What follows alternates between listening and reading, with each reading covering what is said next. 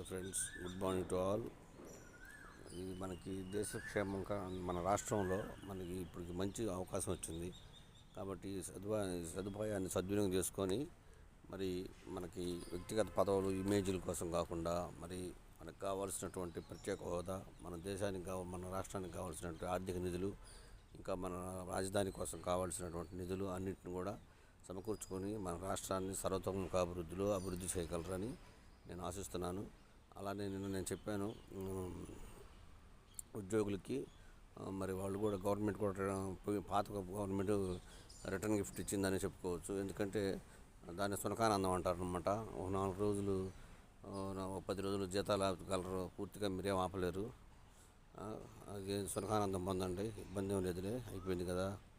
ఇప్పుడైనా గవర్నమెంట్, ఇప్పుడు వచ్చిన కొత్త గవర్నమెంట్ కూడా కొంచెం యాక్టివేట్ అయ్యి కొంచెం మాకు శాలరీస్ విషయంలో త్వరగా వచ్చే